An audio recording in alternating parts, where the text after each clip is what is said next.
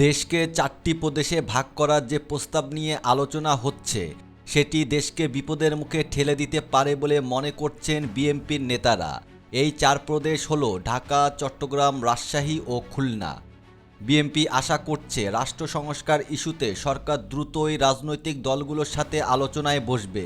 এর পাশাপাশি সরকারের জুলাই গণ অভ্যুত্থানের ঘোষণাপত্র তৈরির যে উদ্যোগ সেটাও সম্পূর্ণ অপ্রাসঙ্গিক বলে মনে করছেন বিএনপির ভারপ্রাপ্ত নেতারা।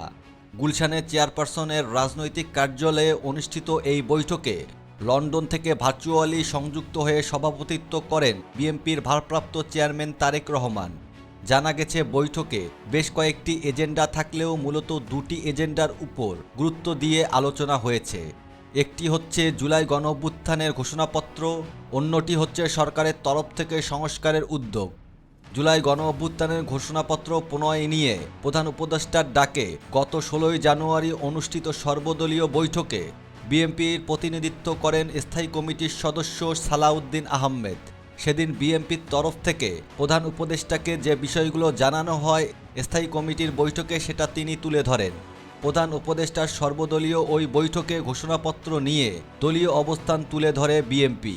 সেখানে সালাউদ্দিন আহমেদ বলেন, যে কোনো গণ অভ্যুত্থান গণ আন্দোলনের রাজনৈতিক দলিল প্রণয়নের ক্ষেত্রে রাজনৈতিক মতৈক্য অত্যন্ত গুরুত্বপূর্ণ।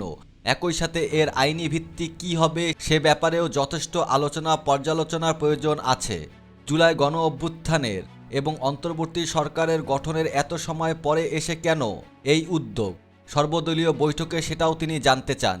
যদি বৈষম্য বিরোধী ছাত্র আন্দোলন সেই সময় এ ধরনের কোনো ডিক্লারেশন দিত সেটি নিয়ে তখন হয়তো একটা রাজনৈতিক মতৈক্য তৈরি হতে পারত, কারণ সবাই তখন ফ্যাসিবাদী আওয়ামী লীগ সরকারের পতন চেয়েছিল।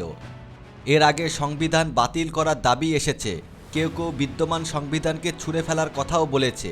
এর পরপরই জুলাই গণ অভ্যুত্থানের ঘোষণাপত্র প্রণয়নের বিষয়টি সামনে চলে এসেছে। রাজনৈতিক মতৈক্য না হলে এটিও এক ধরনের বিতর্ক ও বিশৃঙ্খলা তৈরি করতে পারে।